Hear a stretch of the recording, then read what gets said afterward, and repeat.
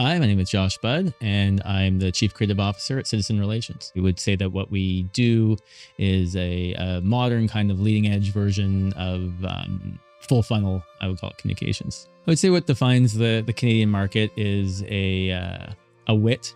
I would say that the market is a mature and understanding market. You can treat them with respect. Giving them something to laugh at never hurts, and just being authentic and true. You don't need a celebrity here to carry your message. It doesn't hurt sometimes, but it's not necessary to kind of get national sentiment on your side. Canadian agencies and Citizen in particular have a lot to offer international audiences. A feistiness, a shrewdness, I would say, and just the ability to do more with less that I think can benefit a brand in any market. And I know that there's sometimes a need or a desire to have somebody culturally embedded in that market. And I think that an agency from Canada can do an awful lot of their own research and get up to speed, but can also then quickly create relationships with someone in those markets to kind of help validate and locally kind of authenticate the work. The case we're going to talk about today on Canadians Create is Undone for Intuit TurboTax.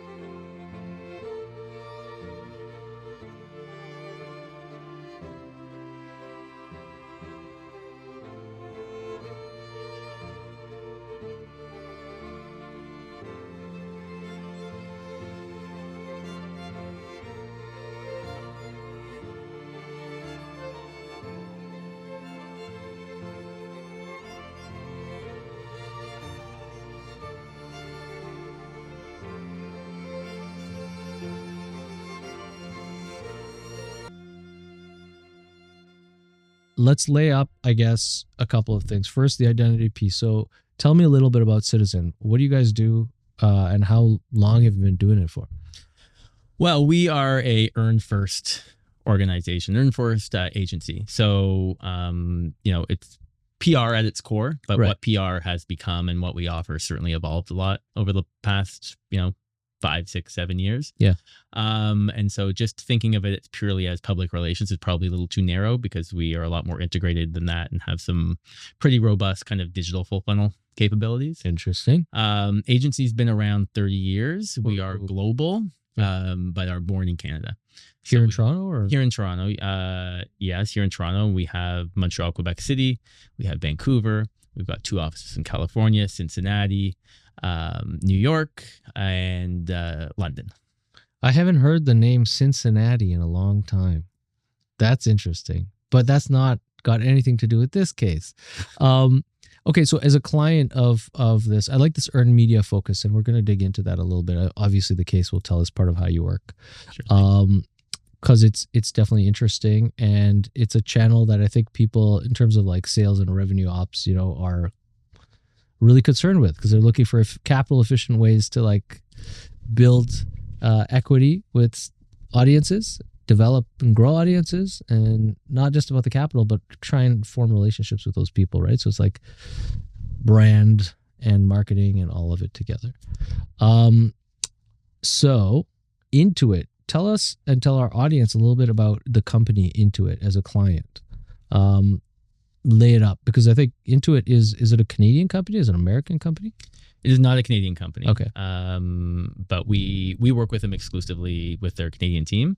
And they are an online tax solution. So helping you prepare your tax filings. It's a little, I think, reductive just to call it tax software, because they've certainly expanded what they offer. And I think like in response to how cultures change, the hustle culture, the side hustle culture, DIY, Gen Z, and like really expanding how they can support, I feel like a long time ago, or not even that long ago, it was like a pretty traditional kind of filing. And now it's become a lot more complex in terms of how people make money and how people, file their taxes. So they've definitely expanded on that.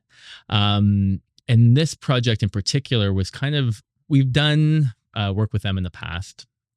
And I would say very successful, but I would call a more traditional engagement with them in terms of what you would expect from a PR agency. But this brief was to try something different. They were trying to get at the Gen Z cohort. Okay. And just felt like kind of doing the traditional tactics wouldn't be enough to kind of break through to a cohort that's very difficult to communicate to, who doesn't want to hear from brands. And taxes are not something that they like have top of mind. Double negative. Yeah, exactly. Oh man, that's tough. So the brand was receptive to kind of doing something experimental and fun. It was the brief. It was literally the brief. You know, anyone who works in this industry who's heard that before kind of holds their breath, because the number of times, you know, we've been asked, hey, you know, challenge us or push us out of the box. Yeah. That has kind of course corrected when the work is on the table. Or, you know, it's easy to be asking for that in theory, but then when you have to push go on something, it takes courage, I would say. Right. And so, you know, we worked with the team and we talked a lot about expectations ahead of time. Call it creative calibration, creative expectations, whatever you want to call it, just to make sure that we were being efficient with our time and their spend, so that we came back with something that was close to a bullseye versus kind of like two ships passing in the night, because boldness, you know, is quite subjective, right? So if you're not aligned on what that is, it's not efficient or effective. So, okay. So the brief comes in, and again, this is like you're already working with them. So it's not a competitive kind of situation. There's no RFP. Yeah. You have open communication because you've been working with them. That's exciting. So what was the process like to define the vision for this campaign? Well, I think, you know, your comment around like we've already been working before, I think is crucial to how we got to where we got, right? Because there was trust. Yeah. And without trust, taking what might be seen as a perceived risk is a lot harder, right? So, you know, we've worked quite closely with the TurboTax team, and they're really, you know, phenomenal partners. Can't speak highly enough about how great they were throughout this process. Yeah. And they held themselves accountable to what they asked for, and they held us accountable for what we asked for. So there wasn't any like, wait, what? You know, when we showed some weird, can I swear? Yeah. We showed some weird shit in the first round. And what we ended up making. We're too polite. It's a Canadian show. All right. No swearing. Plug yours. It's fine. Yeah. We showed, and again, because we'd never kind of done this type of dance before, like we intentionally explored the edges, right? To see what's too far, what's right, what's wrong, what's feeling good. And had a lot of fun with that. There was some strange stuff, if I remember correctly. But where we netted was this idea. It's like, okay, Gen Z, they, you know, they're a pretty bold, outspoken cohort. They're not shy. They like to seek adventure. They're very vocal. It almost feels like they're like not afraid of anything.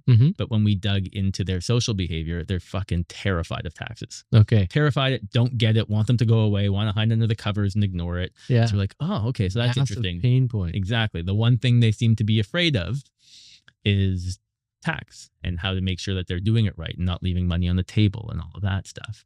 And so when we dug into that a little bit, we're like, okay, they're afraid of this, but what they're not afraid of as well is the horror genre. Like the idea of horror films, horror film festivals, horror shows, horror books over indexes in this demographic. So they like the horror. Yeah. So we thought, okay, how do we take a genre they like, and, you know, something we know they'll be interested in, and deliver a message to help ease their fear around taxes. I like it. Yeah, so that's what we presented to them. We presented a short film called Undone, which is basically taking all the tropes of a horror film, the monster, the shadows, the ticking time, and all of that stuff, and baking in a story around, you know, a young female with an Etsy store who's delayed doing her taxes and is starting to feel all the anxieties around, am I going to do it right? Am I smart enough? Am I going to make it done on time? This box of receipts is unwieldy, and started to really dig into that through the tropes of horror. Yeah. Oh, that's brilliant. And this is a short film to pitch the concept internally. No, the short film is what we ended up making. We pitched them on a short film. It ended up being a 9-minute film. Okay. And this is interesting. So 9-minute short. Is this an artistic kind of production that would show at a festival, or? Yeah. So, I mean, first and foremost, we made it. We found this amazing director who had done short horror work in Cannes before. So there's the Cannes Festival that this audience knows, and then there's the Cannes Film Festival that's slightly the real adjacent. festival.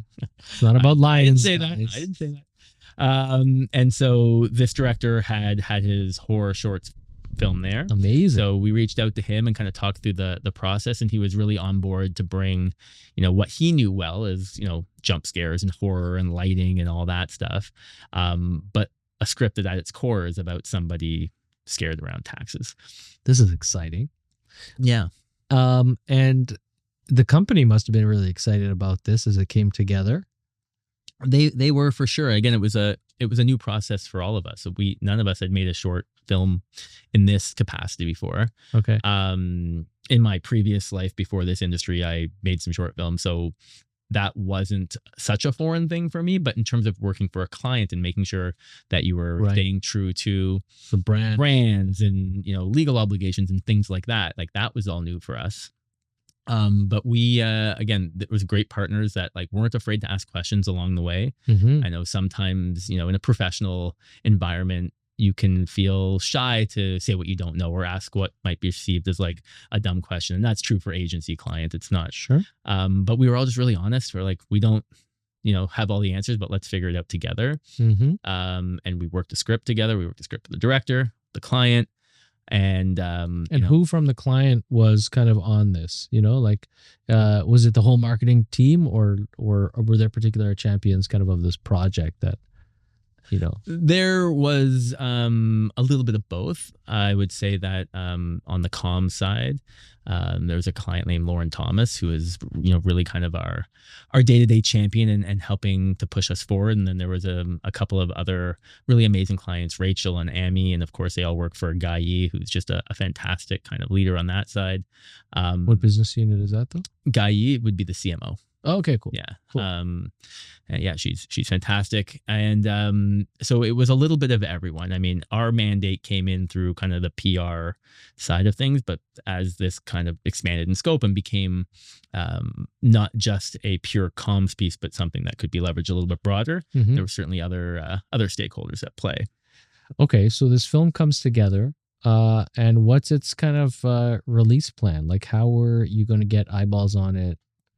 And walk us through the whole earned media strategy around a short film for a tax company in the horror genre focused on Gen Z. Yeah, I mean, a dime a dozen, right? So strategically, it started online. Yeah. The full film was available online, partnered with their social channels, kind of on YouTube as a full piece. There were trailers on social. Okay. We also worked with Cineplex, so we showed it as a trailer ahead of Gen Z focused movies. So okay, and pause there for our international audience. Cineplex is Canada's largest operator of movie theaters. that sounds right. Yeah. Sure.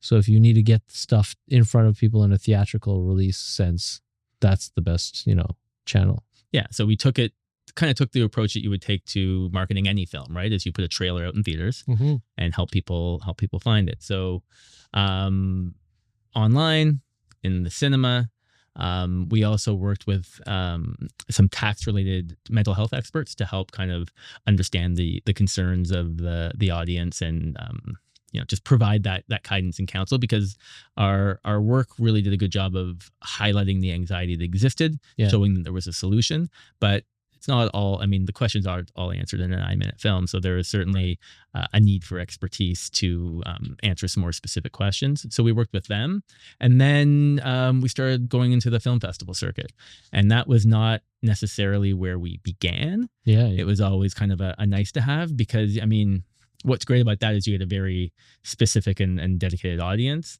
but it's not en masse necessarily, right? So we were in the again, looking at Gen Z and looking at horror, the After Dark film festivals, the horror film festivals, specific. After Dark being No, just I think there's, I can't remember what it's called, Okay. but there's a a Canadian kind of late night or overnight horror festival.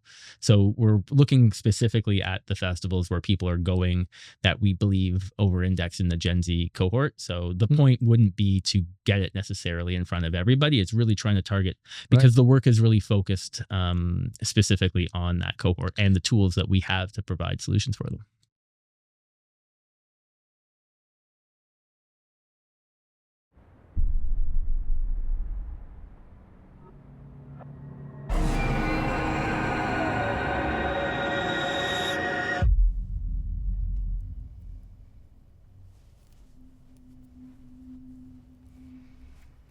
Hey guys, I just made this necklace.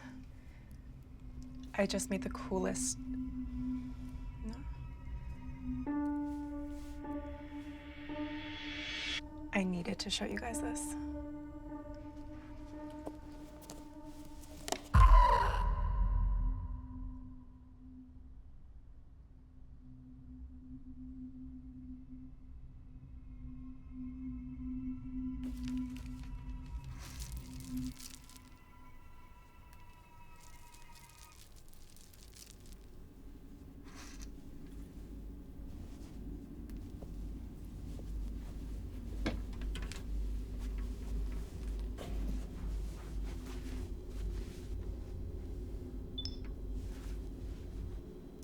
Hey guys, I needed to show you this.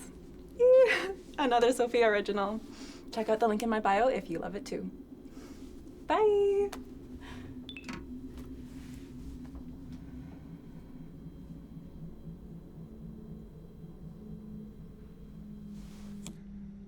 Hey guys, I needed to show you this. Another Sophia original. Check out the link in my bio. Another Sophia original. Check out the link. Another Sophia original. Another Sophia original.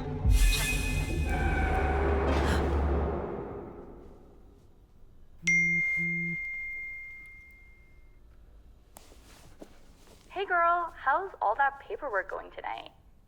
I'm thinking you take a break and I come by with some sushi. It's going great. Make sure you get spicy mayo. See you soon.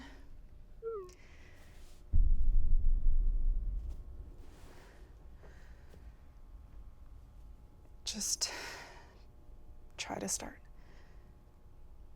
That's it.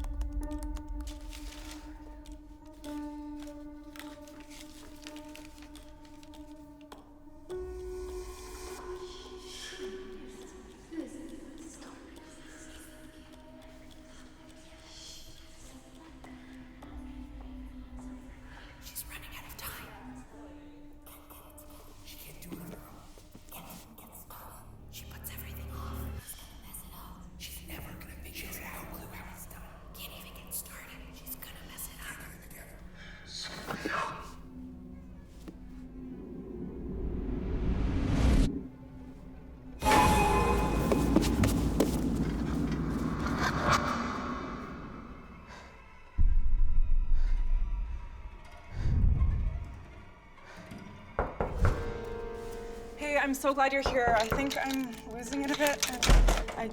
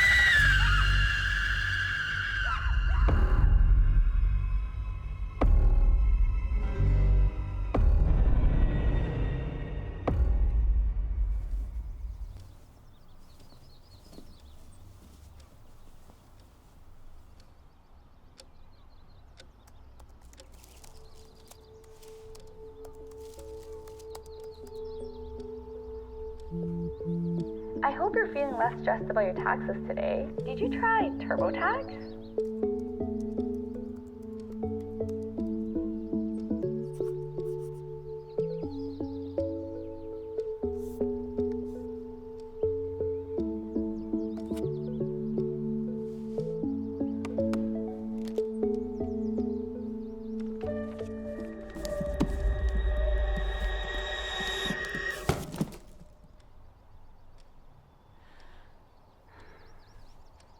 TurboTax, and relax. So that was an ad. It was branded content, we'll call it. Okay. But what it doesn't have that would make it, I think, feel addier and probably less interesting to the cohort is branded cues throughout. And, I think the client was really courageous to resist the urge to show a brochure or a pamphlet or her, suggesting, hey, maybe I should use TurboTax. Like, they really let the drama play out. Right. And then we provide the solution at the end in a very starkly different contrast, right? It's obviously a lot brighter. The tone is different. Yeah. But it's interesting because when you show this at a film festival, I guess it's kind of neat to have the build up result in a even the aesthetic of the end is a like very ad look, Totally. right? Yep. It's like, oh, it was just an ad. That's not an actual thing. And like, what the hell is going to happen? We didn't even know. Oh yeah, it's just an ad.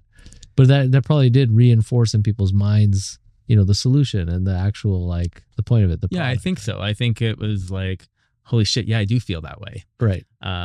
Nobody likes taxes. Totally. And I think the ending lets the air of the balloon, but the feeling that you've had for 9 minutes still lingers a little bit. And that's that like little bit of extra anxiety, or their heart beating a little bit faster, which is a true feeling, even for people who are a little bit more comfortable. Like, taxes are stressful. We shouldn't have taxes. No.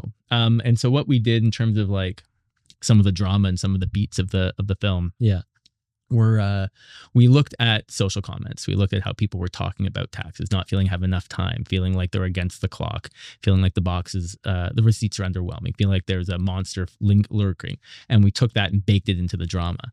So in our case film, you'll see the actual tweets in the moment of the film to show that the script was it was written with consumer anxieties and truths in mind. It was born from that versus just a script that the creative team wanted to put forward and hoping it landed. Right. Which is, I think, a big part of why it worked. Yeah. So let's talk about how it worked. So you rolled it out in various formats. And then also like, how did you make it available online? We saw it on the YouTube channel of the client. Yep. Is that where it was? It was on their own channels. Okay. Yeah. Okay. So then people trying to learn about their product and pre-existing customers would get an eye on it, right? Right. But I mean, don't forget that what we do is earned, right? So this was a pitched asset, right? So it would live in our owned, but our earned team put a pitch matrix together, put a strategic approach to who on the social space and what publications they should reach out to, and then pitched it out quite a bit. And so I think the majority of people would have found it from, a headline that says like, don't let tax anxiety take over. TurboTax made a film that feels like you do, and like things like that. Yeah. So, so what was the reception of this? How did people, and how did you collate that, the feedback? Response. It was pretty spot on. I mean, again, because it was born from true sentiment, there was a lot of like, I feel that in my bones. There was a lot like, this speaks to me. There was a lot of like, I just want to feel like she does at the end. There was a lot of mirroring back the feelings that we put out there and we believe to be true and validated. And frankly, it was validated in terms of just looking at the Gen Z cohort opening more TurboTax accounts ever in history than this year. So, they were really looking to develop their relationship with that cohort, and the kind of the results showed that it did. You said you have some stats on your computer there. I do. If I turn to the left, turn to the screen. Let's read some of these off. Tell me about this. Like, this is response to the campaign. Is that what you're gonna? Yeah. So I mean, we had 13.4% that watched the full film, which a 9-minute film on YouTube is a pretty substantial amount of completed views, Mhm. over 1.7 million completed views. It looks like here, according to my notes, we had over 21 million online impressions and then 43 hits. So in the PR space, that means coverage, right? So 43 different articles or mentions of the film. From a business result, so 20% year over year Canadian growth.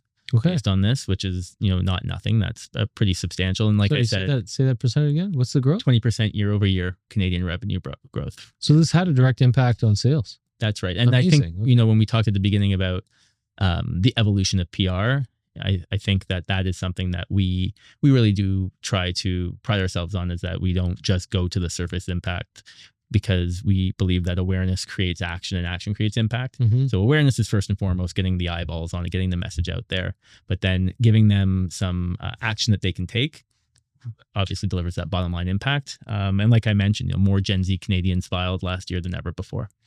Is this something that the brand wanted to expand as an experiment?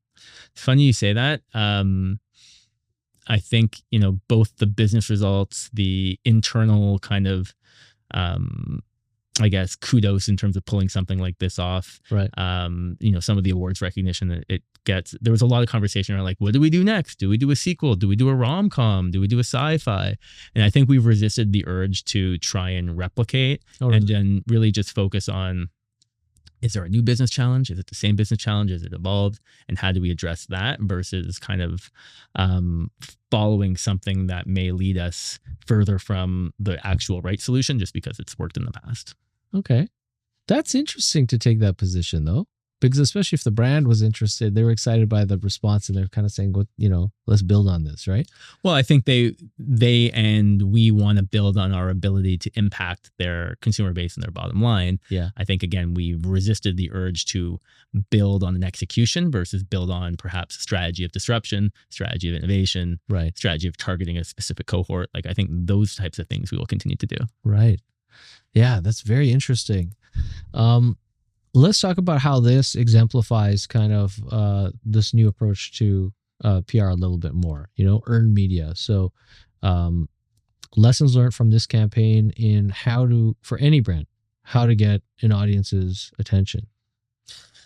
Know the audience, trust the audience, Mm-hmm. trust, you give them the respect of understanding their behavior and don't feel the need to pander to them. Mm-hmm. And, I think we've seen across many different agencies and many different campaigns how that pays off.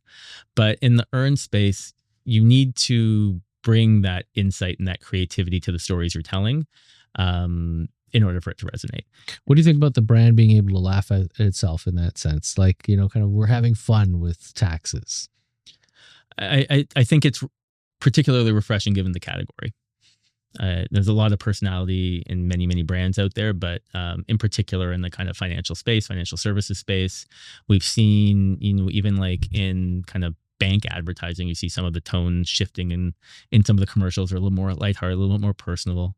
And so, not to suggest that you have to be lighthearted, you just need to find your tone and your way of being human, because, products have RTBs, but brands have personalities, and you need to lean into that. Oh yeah, for sure. And what do you think? Let's shift gears in contextualizing this campaign. The show, of course, is called Canadians Create. And part of this is to contextualize the work of Canadian, creative communications companies. So is Canada, let's talk about this as a market and one that obviously was context for this campaign. Is there something that contextualizes, us in this country, even within that cohort, that age set that you mentioned this was targeted for, uniquely to how the creative solution was planned? Or is this something that could be applicable anywhere, you think? I think you could do this type of execution anywhere. I think, though, that what I think makes our industry great and stand out is we just do more with less. Mm-hmm. I keep hearing that. We do more. Yeah, well, there you go. I didn't want to use scrappy. That's an overused word. Right. But we do more with less. part of my responsibility is in the U.S. market as well, and just seeing the distinction between the resources, the opportunities. The market itself is obviously smaller, right? Yeah. But time and time again, I think Canadians show the world that it's not just about the budget, but how you use it, kind of thing. And this is a great example. I mean, this is a very, very lean production budget for any shoot, let alone a 9-minute film. But, you have to be resourceful. You have to work with a team that believes and invests and, kind of look for ways to stretch that money, and then be really, really shrewd with how you get the asset out there, especially in our world where we don't use paid media a lot, right? It complements sometimes, but there's never a robust paid plan that we're feeding into. We have to earn that attention. And then let's talk a little bit about kind of like how you earned it, and specifically maybe there are cues here for other brands in Canada specifically, right? Like getting Canadians to pay attention to something. Is that something that's unique, do you think? In terms of how you got that earned media, you put it out there, but like, let's talk about, one of the channels you mentioned pushing it through. We have this single kind of owner of like that many theater. So, that was an option that may not be available to people in different countries. They would have to be like super specific to a region to get it into theaters, because otherwise it's a nightmare to try and get ubiquity of showtimes for pre-screening, Yeah. Stuff like that. I think theater, I mean, the cinematic part of it, or the cinematic release, was a piece of a whole, but not the driving force. I think the driving force came from the earned media pitching, the relationships that existed there, as well as the smart targeting of influencers and leveraging them to drive their cohort. Because at the end of the day, if you hear from a publication you trust or an influencer you trust that there's something worth looking at, you're just going to be that much more interested in checking it out than if someone pays for your eyeballs to see it. So the cinema thing really did a lot to credentialize it as a film. Okay. And make it feel like it belonged in that conversation. But the drivers were from publications Gen Z trust and influencers Gen Z trust. Okay. Anything else you want to add to the story of kind of measuring efficacy on earned media? And maybe you could speak generally, if not to the case. Yeah, I think generally measuring efficacy to earn media, just you first and foremost need to be aligned on what you're measuring, because from the beginning of the campaign with absolutely. Because like anything else in life, if expectations are not aligned, then success is subjective. So I think understanding if you're going to chase awareness, as an example, understanding that all impressions aren't created equal, and it's very, very easy to add zeros to a big impressions number. So looking at the quality of the impressions, the quality of the sentiment score, the mention of your brand name in the headline, the mention of your key message, and then like looking through kind of comments and comment sentiment and things like that is a much better gauge of whether your awareness worked.